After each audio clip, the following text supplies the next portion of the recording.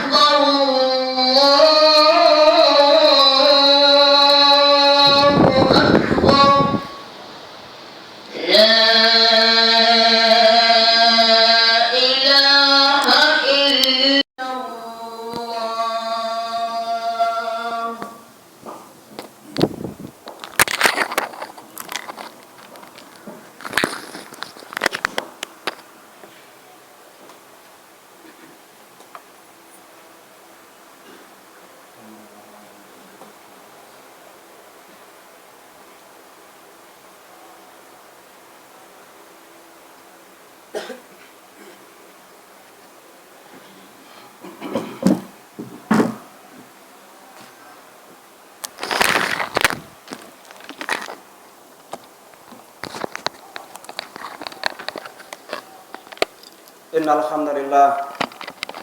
نحمده ونستعينه ونستهديه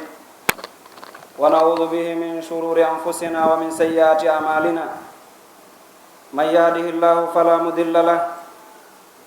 ومن يضلل فلا هادي له. وأشهد أن لا إله إلا الله وحده لا شريك له. وأشهد أن نبينا محمدا عبده ورسوله بلغ الرسالة وأدى الأمانة ونصح للأمة وترك الأمة على محجة بيضاء ليلها كنهارها لا يزيغ عنها إلا هالك. ثم أما بعد فإن أصدق الحديث كتاب الله وخير الهدي هدي محمد صلى الله عليه وسلم وشر الأمور محدثاتها فإن كل محدثة بدعة وكل بدعة ضلالة وكل ضلالة في النار. يا أيها الذين آمنوا اتقوا الله حق تقاته ولا تموتن إلا وأنتم مسلمون. يا أيها الناس اتقوا ربكم الذي خلقكم من نفس واحدة وخلق منها زوجها وبث منهما رجالا كثيرا ونساء واتقوا الله الذي تساءلون به والأرحام إن الله كان عليكم رقيبا. يا أيها الذين آمنوا اتقوا الله وقولوا قولا سديدا يصلح لكم أعمالكم ويغفر لكم ذنوبكم ومن يطع الله ورسوله فقد فاز فوزا عظيما. عباد الله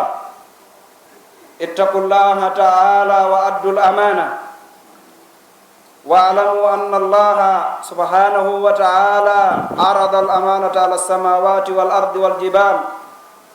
فأبين أن يحملنها وأشفقن منها وحملها الإنسان إنه كان ظلوما جهولا. عباد الله إن أداء الأمانة يكون بالقيام بما أوجب الله عليكم من عبادته وحقوق عباده. ولا تخونوا الله والرسول وتخونوا أماناتكم وأنتم تعلمون. إخوة الإيمان، إن الخيانة نقص في الإيمان وسبب للخسران والحرمان. يقول الله تعالى في محكم تنزيله: وإما تخافن من قوم خيانة فانبذ إليهم على سواء إن الله لا يحب الخائنين. ويقول المصطفى صلى الله عليه وسلم: لا إيمان لمن لا أمانة له، والذي نفسي بيده لا تدخلون الجنة حتى تؤمنوا ولا تؤمنوا حتى تحابوا ألا أدلكم على شيء إذا فعلتموه تحاببتم أفشوا السلام بينكم. yettornen tabitani allahu subhana waɗɗo ko yettire hanaɗo yettede miɗo seedo ala reweteɗo e gonga si wona kanko allah ko kanko tun o maraka fidiɗɗo to seedoɗo annabajo tedduɗo ko jiyaɗo makko ko nelaɗo makko yo allah o ɓeydan mo kisi e kanko e sahaba ɓen e kala ñentinɗoɓe ha bergal ngal daro si ɗum feƴƴi musidɓe julɓe nene gotoɓe hule allahu tabaraka wa taala kene gundo hule allahu seniɗo tagguɗo on addi on e hoore ndiɗo leydi yamiri on haɗi on hule allah ka yamiroje makko waɗugolɗe hule allah ka haɗoreji makko tertagolɗi yamiroje makko ɗen wonaali si wona nafoore wonande enen yamiraɓe mo jaɓi o ɗoftike o golli o heɓa nafoore ka aduna ɗo e lahara mo salike o bewi o jaɓaali o heɓa e lorra ka aduna ɗo o heɓa e lorra yawmal qiyama o lorrata hay goto sina hoore makko ɗo seedo allah wonde ala reweteɗo e goonga seeɗo muhammadin sallllahu alayhi wa sallam ko jiyaɗo makko ko nelaɗo makko mo allah subhanahu wa taala neli e ndeɗo tagore fi ha yimɓe ɓen daɗa ɓe iwa e ni ɓe keferako mum ɓe arta ko annora liman ɓe iwa e ni ɓe majjere nen ɓe arta ka peewal ɓe wuura e hoore diina allah subhanahu wa taala ka o tagiri ɓe saabu muɗum kan wonana ɓe ñentinirgal moƴƴal wonande kala jaɓuɗo ɗofti iwtiri ɓaawa makko yo allah o ɓeyda mo kisi e kanko e sahaba ɓen fof e kala ñentinɗo ɓe hadarngal ngal daro si ɗum feƴƴi musidɓe julɓe hule allahu seniɗo o totte hoolareji ɗin ande musidɓe julɓe allahu seniɗo o weɓitani nde ɗo hoolare kammuli ɗin e leyɗe ɗen e pelle ɗen weɓitande darndagol ɗi na wonde ko farlugol e hoore majji sinno ara o farluno ɗi jaɓayno ɓayi hiɗi taga hiɗi ɗofti wono allah wiri noon kullun lahu qanitun ko taga kon fof no ɗofti allahu subhanahu wa taala hay si tawi noon wooda e ko taga kon sortiɓe sali yamiroji allah go'o kono ɓurɗe ɗuɗuɗe ɗen bani adama on ɗowray ko allah yamiri kon o yiɗi o sali allah o seniɗo weɓitani kammuli ɗin e leyɗe ɗen e pelle ɗen hoolare ko wiyete hoolare kon ɗi sali jaɓude ɗi huli ɗi juuti ɗi maapi tawi ɗi wawata ɗi tenata no teddi bani adam saabu majjede mo battane fiyakuji ɗin o inni o townayi o ƴetti o rundi haray musidɓe julɓe tottugol hoolare ko daragol waɗa wajibiji allahu subhanahu wa taala ɗin morde rewgol mo ngol dewal ngal ngal fof eto ha moƴƴina dewal ngal waɗana ngal allahu subhanahu wa taala waɗira ngal no ngal yamirira noon ta waɗirali no faalira noon kañum waɗirali no tawiri noon no waɗe bal ɓay tun ko dewal wona aada wona fi no wuurire bal ko fi mayde nden on tigi ɗaɓɓita o yamirɗo ko honɗum o yamiri o waɗa ɗum hara o darali hen beleɗe makko o darali faale makko o darali faale goɗɗo goo dewal ngal kañum ni kadi no gasira nafata ni kadi no marsa o ka diina o diina kan nafi wo ko ɗum allah yamiri ko ɗum nelaɗo sallllahu alayhi wa sallam yottini on tigi waɗa ɗum hara o ɗuytali o ɓeydani malore nden ko ɗon heɓoto e tottugol haqqeji jiyaɓe ɓen wuridaɓe ɓen ɓuri mawnude haqqeji jiyaɓe ɓen ko haqqe nelaɗo on sallllahu alayhi wa sallam ɗoftagol ɓe e yamitorgol yamirore maɓɓe nden waɗa ko o yamiri kon acca ko haɗi kon hoolo ko o addi kon yanane pelleto ko gonga ko ɗum ɗon tun naɓata aljanna. ɗum ɗo ko haqqe nelaɗo sallllahu alayhi wa sallam e dow men enen julɓe ɓe. si feƴƴi ɗon ko haqqe yumma e beng, si feƴƴi haqqe Allah on ko haqqe nelaɗon sallllahu alayhi wa sallam,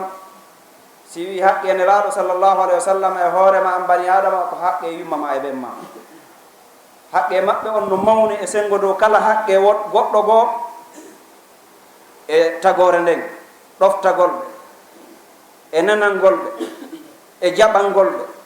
e wallitorgolɓe taga maɗa on fof, doole maɗa ɗen, haqqille maɗa ɗen, jawdi maɗa ndin, kala ko tawata kon hiɗa wawi ɗoftorgolɓe ɗum fatti ɓe yamiralima yeddugol Allah. si ɓe yamirima yeddugol Allah, la ta'ata li makhluqin fi ma'siyati al-khaliq. ɗoftare ala na tagaɗo e yeddugol Allah taguɗo on. kono madama ɓe yamiralima yeddugol Allah e kala piiji adna ɗin, ko ɓe yamirma kon ko wajibe hoore ma ya ɗofto yiɗuɗa añuɗa. si wona ɗum yawmal qiyama harayno holɗinanima. si ɗum feƴƴi haqqeji jiyaɓe hedditiɓe ɓen, on tigui daranoɗi o tottaɗi no ɗi hani tottirde noon. ɗum waɗi so subhanahu wa taala wi wata on janfo Allah, janfo ɗon nelaɗo makko on, si janfo ɗon hoolareji ɗin hakkude mum. honno goɗɗo janforta Allah ko saga nde wiiɗa ko onon tawa on alda. ɗum waɗi si Allah wi ka suratul baqara, wa minan nasi man yaqulu amanna billahi wa bil yawmil akhiri, Allah wa ma hum bimuminin, wa ma hum bimuminin. limada yukhadi'una allaha walladina amanu. ɗum ɗo ɓuri bonde. ko nde wiwɗa ko a julɗo, a jaɓi Allah ko kanko taguma, kanko jeyima, ko kanko hande e dewal, tawi yamiroje makko ɗen a watta, hay si a waɗay kono faaliraɗa no waɗirta e fewdo faalaɗa nden eno faaliraɗa o. si ɗum waɗi hara a janfiki Allah. sikki ala hakkundeji meɗen ɗo, si a ƴetti goɗɗo jaatigui tawi ko ayɓe maɗa ɓen o gollidata, a dute jaatigui yagal hakkunde ma e makko. an e goɗɗo ko on jaatigui, kono nde vérifié ɗo o a tawa o janfikema, jaatigui yagal ngal ngal juutata, hawe kaari no janfade. idan haqqe janfa mawnuka kan hakkunde ma e Allah, ko Allah haɗi ken la tahunullah, ko saanga nde wiwɗa ko a julɗo, kono yamiroji Allah ɗen ko fodde faale maɗa o waɗatade no yiɗirɗa no. haɗoreji makko ɗin ko tawi hiɗa mari nafoore mum, sa acci o accata. ko tawi kon si a waɗi ɗum tuusete ka haqqe ma personnel, imma ka ɓandu ma ka wonkima, ma ka jawdi ma ka teddugal ma, ɗum ɗon a wakkilaki. haray julɗan ka ko wurtimmani. julɗo ko oɗo kolo fi silmi kaffa, ko yanatu ka dina ka fo. wata jaɓu afa tuminuna bi ba'd alkitabi wa takfuruna bi ba'd. tawa gomɗina yoga yedda yoga, julɗo kañum watano. an ko ya wonu pere kala yamirore arde ko Allah e nelaɗo yamiri, ko a sam'an wa ta'a, mi nani mi jaɓi mi gollitiray. kala haɗore arde kadi kadalik. nelaɗon sallllahu alayhi wa sallam kadalik no jeeya jam fa jana nde goɗɗo ni ashhadu anna muhammadan rasulullah, tawa ko nelaɗo ardi kon o falaka, ko nelaɗo haɗi kon ko ton o ñallata. haray ko seeditiɗa muhammadu ko muhammadu kon ko nelaɗo, haray seeda yagal ngal ngal nafaɗo. subhanahu wa taala wi si on janfikelam, on janfike nelaɗo an on, haray janfagol hoolareji ɗi halfintoɗen ɗin hakkude mon, ɗum ɓuuri on newana. la takunu llaha wa rasula wa takunu amanatikum wa antum ta'lamun, tawala hiɗon andi. haray noon janfagol yimɓe ɓen, janfagol Allah, janfagol nelaɗo sallllahu alayhi wa sallam ko ɗuytare ka gomɗinar. saga nde goɗɗo janfi wo, haray limano makko no ɗuyti embere ko janfi kon. janfa kan ka fanɗi o, ka janɗi o, janfa kan hika mawnira, sabu mawnugol ɗuytagol limano on ka nder ɓernde. ka goɗɗo woni janfotoɗo o, haray ko beru ko imanu ɗuyti ka ɓernde makko kon, ko beru ɗum o janfoto. si wona ɗum, so tawi limanu no timmi, limanu maɗa on jaɓata janfoɗa tagore nde, jaɓata haldo goɗɗum wona goɗɗum ngo, madama imanu no ka nder ɓernde. janfagol wonay sabu ha jommum perda, imma ɗo ma yawmal qiyama. janfagol wonay sabu ha neɗɗanke on o ɗawe ko heɓayno, o ɗawe moƴƴere nde o hanno hendade. jomiraɗo subhanahu wa taala o yiyete e suratul anfal ka ƴettodugol ahadiji o wi si tawi woni a huli yimɓe ɓe aadoduɗa jamfa firtugol ko aadoduɗon kon noddumo laaɓanamo poyreedu awa en halduno ɓay noon ko ni aray ko halduɗen koen firti fambide ilayhim ala sawa yeetoɓe awa ko halduɗen kon en firti joni ko en ayruɓe na en welda waɗi noon inna allah la yuhibbul kha'inin allah yiɗa jamfotoɓɓen few ɗum ɗo ko hakkude julɓe e heeferaɓe aadodanoɓe wonde hiiɓe jaɓi l'islam ɓe natata toon kono noon ɓe ittay patante ɓe ittay duuti ɓe jonna julɓe ɓen sabu ko ɓeni kon ka leydi julɓe ɓen ɓe wakkilaki nadde ka l'islam ɓe juula ɓe janga ɓe hoora ɓe itta zakka ɓe wakkilaki julɓe ɓen inni gasi ɓay si tawi woni leydi udditete ko ɗum ko argol yeetoɓe awa naate ka diina si ɓe jaɓi ɓe ɗoori falillahi alhamdulillah ni ɓe wonti e julɓe ɓen no wodani ɓe ko wodani julɓe ɓen kon no fawiɓe ko fawi julɓe ɓen si ɓe inni o men natata ka diina ɓeyne awa itte sagalle ɓeyna gasi men itta hitande nden men itta hunde kaari woodi e maɓɓe faalaɓe jam faade jomiraɗo subhanahu wa taala yamiri julɓe ɓen hay fii ko heeferaɓe si tawi on huli jamfa e telema maɓɓe yeeteɓe awa ko halduɗen kon en wallini joni ko guerewni hakkude men ko honɗum wi'uɗa hakkude julɓe ɓen e julɓe ɓen ko ɗon ɓuri handude e tottugol hoolare nde nelaɗo sallllahu alayhi wa sallam ɓe maaki imanu alana neɗɗo mo mara hoolare telema makko a heɓata on ɗon o mara liman bimana limanu timmuɗo ala nelaɗo ɓe maaki ɓe wondiri on mo wonki maɓɓe ki woni e junngo mum onon julɓe on natata aljanna ha gomɗinon allah gomɗinal timmugal ngal tana gomɗinal ka hunduko ɗo tawa ko gomɗinal haqiqa yankewal ngal wongal ngal ka nder sondoru ɓernde tawa ɗum transforme to ka terema golle tere ɗen ɗe golla ɓe muuji ɓe mafil kalbe on natata aljanna ha gomɗinon on gomɗina imanu noon ɗe andi ma waqqara fil qalbe koko tawata tabiti ka nder ɓernde tutike toon saddakahu lisan ɗengal ngal gongini ɗum wona ko ɗengal wowli ɓernde nden iwtiri ɓaawo la koyo taw haran tuti ka nder ɓernde ɗengal ngal wowla tere hedditiɗe ɗen gongina ko ɗum ɗo wiyete al iman inda ahli sunnati wal jamaa nelaɗo maki on gomɗinta ha yiɗidiro julɓe ɓen ɓe gomɗinta gomɗinal ngal ɓe ɗaɓɓira ngal ha ɓe yiɗidira ɓe maki on accatami yeeto on goɗɗum si o waɗi ɗum ɗon o yiɗidiray inni yeeto men nelaɗo maki sake salminago hakkude mum a fotta e julɗo musidɗo ma innama assalamu aleykum wa rahmatullah o fewtira to o jaabama ma innamo bel keejam ɓe naala toon honno wayi ajib nelaɗo maki so tawi on gomɗinayi o yiɗidiray si o yiɗidiray on hiwrodiray hiwrandu l'islamu num hakkude mo ibadallah anwa'ul khiyana kathiratun minha khiyanatul aqida wa aqidatuna la ilaha illallah muhammadur rasulullah وللعقيدة نواقض وهي أن تستهل ما حرم الله أو تنكر أمرا أمر الله ورسوله به ومنها خيانة الأعراب وقد حرم الله الزنا والاقتراب منه احترازا من مخالطة الأنساب قال الله جل وعلا ولا تقربوا الزنا إنه كان فاحشة وساء سبيلا والسرقة كذلك والخيانة في الأخوة وذلك أن تكون قوتنا على إخواننا wa mahabbatuna li adaina aray musidɓe julɓe no jeeya e noone jamfagol ka aqida ka finde no wiruɗen ni hollugol ko an e allah tawa on alda tawa ko jogitorɗa diina makko kanko pi intérêt tabitaka nder ɓernde aray la ilaha illallah muhammadur rasulullah ɗiɗo ɗiɗi ɗiɗi hani tiɗude ɓernde julɗo ha tawa ɗi no wawi sakkade jommu hara hewtali ɗi allah harmini ɗi ɗi allah wiɗin tilka hududullah fala taqrabuha ɗi ko keeri allah ni ɗi o wallini o taw ɓattoɗi tilka hududullah fala ta'taduha ɗi ko keeri allah ni wota o yewtuɗi ɗum no heewi ka alqouranul karim ta allah wiyata waɗe acce ɓaawo ɗum woynawa ko keeri ɗi allah wallini dow ni wota o mbaɗoɗi di ayeje boyno taw yewtuɗi dey are ha e majji hatton ɗon no jeeya e jamfa yawtugol ɗin keeri ɗi allah subhanahu wa taala wallini na wonde ara tawa borno no ira ɗo ena borno ko ɗo la ko yamiroje makko ɗen e haɗoje makko ɗen ka alqouranul karim kono jeeya ko ɓuri yurmude ko tawi julɓe ɗuɗuɓe hannde haajaka e ɗaɓɓitugol ko honɗu woni ka alqouranare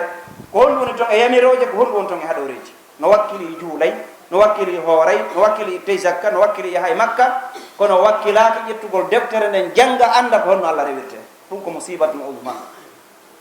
ko masibo molanaɗo noon mo tawata umma islamia on heeɓi sa yi julɓe ɓen no retardi hannde ɓe wontiri ɓaawo ko akkitugol ɓe nde deftere allah e sunna nelaɗon sallllahu alih wa sallam ka janngugol e ka faamugol e ka gollitirde si wona ɗum ñande goo num tawi ko l'islam on no wowlude hoore adnaru ndu ndu fof tawi keferako ngu muli woolata ɓaawo nde tawno tawi ko keferako ngu kadi jogiti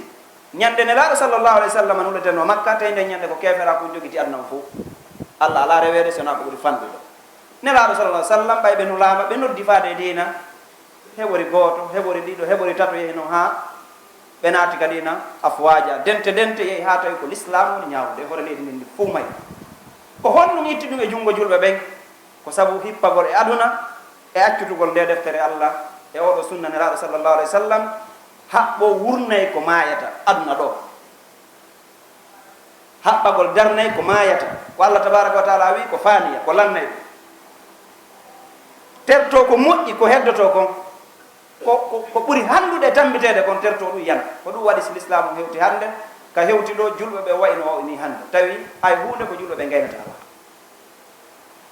ɗum iwi wo artama ka haani ɗo wo sagande julɓe ɓen arti kaɓe haani wonde ɗon ɓe jaɓa koɓe julɓe tawa ɓe waali wano heferaɓe wayi noon tawa ɓe jaɓaali wowde wano heferaɓe wayi noon ñamdu maɓɓe ndu wonata gootum koltu maɓɓe ngu wonata gootum yaadu maɓɓe ndu wonata wooturu haalaji maɓɓe ɗi wonata gootum alhaali julɓe ɓen e heferaɓe ɓen serta total julɗo ande ko julɗo ni ko julɗo laamuɗo ko julɗo allah kefero wonata ande on tuma l'islamu hette dole muɗum ɗen l'islamu on hetta ngalu muɗum ngun julɓe ɓen ɓe wuura e janta ko ɓe julɓe no jeeya e jamfagol ka finde harmingol ɗi allah dagini ɗin e dagingol ɗi allah harmini ɗin e yeddugol hunde nde tawata ko ma'lumun bil islami bil ittira tawa kala jannguɗo alqur'ana kala jannguɗo sunna tawa ko woni ɗaɓɓitirde ɗum ko laaɓal reedu tawa mo yanana pellete ko yamirore nde allah eneɗaɗo yamirni inna ɗum naka dina jeeya ɓe balɗe ɗo ɓe yehi wattingol ɗo e ɓernde wattina gasi musidɗo goo immi ɗon inni awa nelaɗo sallllahu alih wa sallam woowi si ɓe hewti ɗo ɓe innayi no torane musidɗo moɗon on tabintinede e yafanede waɗi noon o landete joni goɗɗo ɓanti ɗon inni mahinka ngeru to tawto e mawɓen ɗon ko ɓe wi waɗen ɗum konko woni ɗon ɗum fof koye sama kalaw mahinka ngeru to tawto e mawɓen ton waɗen ko ɓe wi kon watta o sendu julɓe ɓe andi oɗo o jaɓali hi ɗum ko nelaɗo sallllahu alih wa sallam maake ɗum ko noon ɓe warrayno o wi ɗum ko mono mana tun noon ko sendidirgol julɓe ɓe yeddugol hunde nde tawata no tabiti ka dina no tabitiri fi forcé ko no tabiti kala jannguɗo alqur'ana e sunna no andi hi ɗum ko no woni ɗum no jeeya e jamfagol ka dina no jeeya e mum jamfagol ɗi ɗe teddule ukkidirgol ɗi dambeji waɗugol zina ɓiɓɓe heɓoɓe tawata ɓe mara baaba ɓe mara gorol kaɓe dambe no jeeya jamfa molanaka zina allah subhanahu wa taala wi ali wata waɗu zina o wiyaɗo wala tasunu kalla abadan a yiyata ɗum ka qur'an ko wiyata ko wala takrabu zina wata de on ɓatto zina wata on ɓatto zina innahu kana fahisha ko hunde ñiddude noon wa saa sabila ɗum boni lawol sukaɓe jelo marɗen hannde handuɓe e jombugol jibina ɓiɓɓe ɓe tawata ko ɓiɓɓe dagiɓe janna ɓe diina ɓe darano diina allah kan tawa ɓe hewti ɗon hiɓe mari feere jombugol tawa zina no ɓurani ɓe ɓe mari ɗum dongal taw ɓen no hippa jombugol ɓe nelaɗo maki man istata minkumul ba'ata falyatazawwaj kala tawɗo e mum heeɓi ko dépensira o heeɓi feere ko dépensira ɓeygo makko yo jombu fa innahu aghaddu lil basar ko ɗum ɓurata kolmbude gite makko ɗon tawa ndaral ko harmi wa ahsanu lil farji ko ɗum watta farju makko on tawa waɗali zina kono sukaɓe meɗen ɓurɓe ɗuɗde ɓe wonali fere jombugol fi honɗon ko ɓayi hiɓe wadde zina nokku goo si wona ɗum tuuyo mo allah waɗi e maɓɓe o on no hanuno hewtude ka hani hewtude ɗon tawa na e lawol harmugol wono no wujjugol ngol onon jamfagol ka siɗɗo yaagal diina ɗiɗo fof no jeeya e piiji bonɗi ɗi tawata julɓe no hani renade e mum ɓe totta hoolare nden. aqulu qawli hada wa astahfirullah li wa lakum istahfiru innahu huwa alghafuru rahim.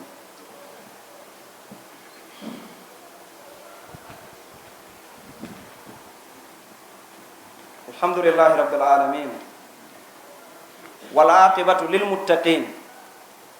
wala udwana illa ala zalimin wa ashhadu an la ilaha illa allah wahdahu la sharika lah wa ashhadu anna nabiyyana muhammadan abduhu wa rasuluhu sallallahu alayhi wa ala alihi wa sahbihi ajma'in. ibadallah ilamu anna al khiyanata takunu fi ad-din haythu yakunu muslimu matiyatan li a'da'i allah في تنفيذ مخططاتهم لتدمير البلاد والعباد أو دليلا لهم على عوراتها. وإن أشد الناس فضيحة وعذابا يوم القيامة هم الخائنون، لقول المصطفى صلى الله عليه وسلم: ينسب لكل غادر لواء يوم القيامة فيقال هذه غدرة فلان، فلعنة الله إلى الخائنين لأن الله لا يهدي كيد الخائنين. yetti allah subhanahu wa ta'ala seedetike ala rewteɗo gonga sona kanko e seedetike wonde mouhammad ko jiyaɗo makko ko nelaɗo makko yo allah o ɓeydanmo kisse kanko e sahabaɓe en kala ñentinɗo ɓe hadalngal ngal daro. so ɗum feƴƴi musidɓe julɓe ande ko wiyete jamfa kon ɗum no wona e nder diina kan. saga nde tawi julɗo ko julɗo kono ko mbaɗɗateri ayɓe ɓen fi muncugol l'islam, ko mbaɗɗateri julɓe ayɓe ɓen fi wirtugol awraji gonɗinɓe ɓen hollugol julɓe ɓen no ɓe wayi. ɗum no jeeya e jamfagol ka diina, no jeeyano ko ɓuri sattude lette, ko ɓuri sattude wirtere yawmal qiyama yeeso allah yimɓe jamfotoɓe ɓen e kala alhaaliji jamfa ɗi ila dow haali. se wi jamfa mo kala no andi ko ɗum wiyete jamfa, ko tawi kom a faalaka goɗɗo waɗane tawa waɗata ɗum goɗɗo. ahadiji ɗin hoolareji ɗin jamfagol ɗin nelaɗo sallllahu alayhi wa sallam ɓe maaki darna noyte gooto kala e jamfotoɓe gaadna ɗo darapo yawmal qiyama. kawo dari ɗon ka ardul mahchar ka tagore nen fof tumboniri ɗon al awwalina wal akhirin, adiɓe sakkitiɓɓen, al atqiya wal ashqiya, ñande tawata fof tumbi. yimɓe jamfotonoɓe ɓen ka adna ɗo ka hoolareji maɓɓe, jamfotonoɓe allah jamfo nelaɗo ɓen, jamfotoɓe kala alhaaleji ɗin ɓe ɓantante darapo kaɓe dari ɗon o towa haa ɗo adna on tagore ne foyya winde ɗon awa ko jamfa kaari kanni inde makko winde ɗon darapo o wifa mo foyya. ɗum ɗon tun ko lette. saga nde goɗɗo wirta lagine ɗo tawa koye leydi lagine nin fof o yaltine ka télévision ɗo leydi ndin fof yiya goto men yiɗano ko honno wiɗano ñande tagore nen fof tumbi yeeso kala ko taga kon adiɓe sakkitiɓe no wiruɗen ni wiye awa ko kaari ni ko jamfotonoɗo kaari no hay goto yiɗa. allah subhanahu wa ta'ala o fawi kuddi makko ne kala neɗɗo jamfotoɗo hara yimɓe men reeno e jamfa. ibadallah alkhiyanatu min alkhiyanati an yakuna al abdu abdan liddarahim waddananira wannisa walmanasib famithlu hada shakhsi yashulu ala adai llahi shira'uhu. قال النبي صلى الله عليه وسلم: تئس عبد الدينار والدرهم الذي انما همته دينار او درهم يصيبه فيأخذه. اي هلك من كانت عبوديته لغير الله سبحانه كالمال وكلها الى فناء. واما اثر الخيانه لا يأمن احد احدا حتى حيث تترحل الثقه والموده الصادقه فيما بين الناس فيحذر كل من الاخر. وقد جاء في الأثر: لا تقوم الساعة حتى لا يؤمن المرء في جليسه يقطع المعروف فيما بين الناس مخافة الغدر والخيانة. فعلى المسلم أن يربي قلبه على مخافة الله وخشيته وأن يجتنب المعاصي من مبدئها. هذا مسجد جل نلا صلى الله عليه وسلم إما كي هالكي كنت رمجين إن أنتو جودي عبد الدينار والدرهم maccuɗo jawdi jemma e ñalorma ko maapino ɗum kono jawdi ndin ɗuuɗira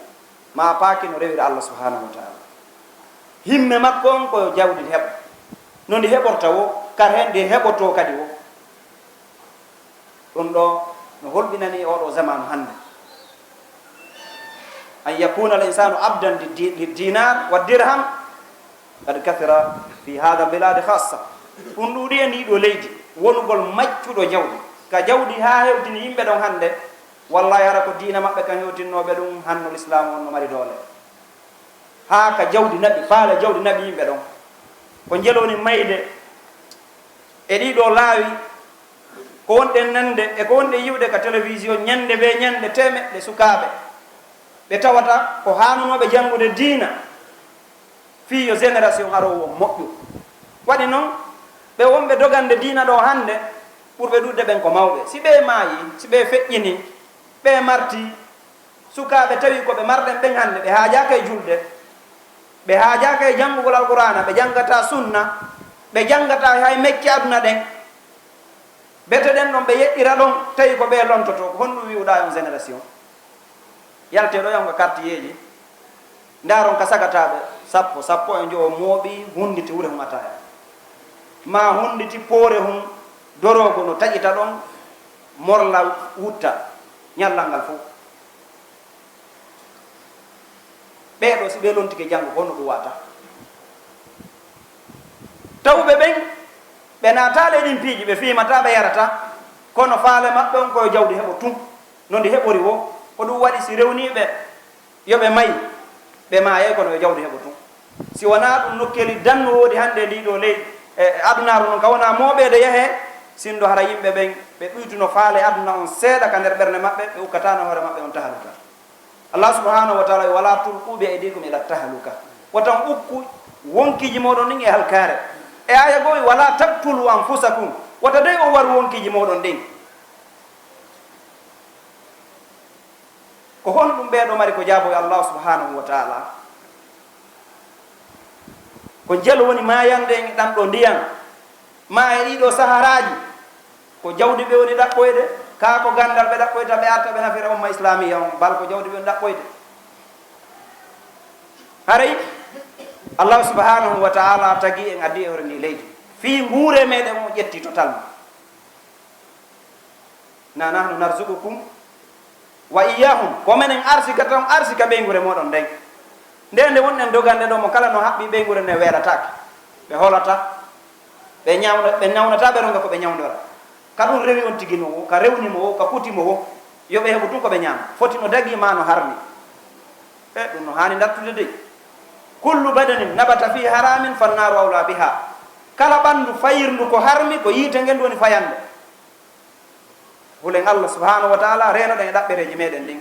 wona obligatoire be heɓa jawdi kono ko obligatoire be rewa allah ɓay tun ko a julɗo dewal ngal ko waajibe hoorema kono na waajibe hoorema be heɓa jawdi jawdi ndin heɓike noon si tawi ko laawol dagingol ndi heɓori no moƴƴi ha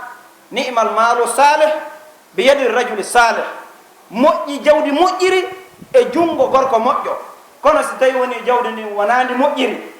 mo ndi ari e junngo mum o na moƴƴo hara ndi jawdi ɗo ndi lorray tun ko fitna tun ndi watta hara yimɓe ɓe wakkilo ɓe hula allah subhanahu wa taala ɓe andata ko laakara ɓe fokkiti lande teɗɗe yawmal qiyama ko landal jawdi ɓuri sattude ko jawdi noon ɓurɗen yiɗude ko ɗum ɓurɗen feetande ko ɗum ɓurɗen faalede kono lande ko bani adama landote kon fof ko landal jawdi ɓuri sattude ko honto heɓuɗa ko honto waɗɗa ko landal sattungal noon ko honto heɓuɗa ko ka dagi ɓa a heɓi ko honto waɗɗa ko ka faalema ka kono allah faalira noon allah jaaboyto ɗum allah subhanahu wa taala elaɗo maki halkike makkininantoɗo jawdi tun abdu dirhami wa abdu dinar innama himmatuhu dinarun aw dirhamun yusibu fa yahudu himma makko ɗen fof ko yo heɓo mbuɗo e mbuɗɗiɗi o mooɓa o mara wiye ko min jeeyi kaari jeeyi oɗo étage kaari jeeyi o étage ɗa ko kaari jeeyi mo mari sifa on kadi ɗa mo mari sifa on ɗa fi tuyi woni ko min jeeyi o min jeeyi a taw hara ɗum koye laawol dagingol heɓori hara jommum o malama si tawile ko asku ɗum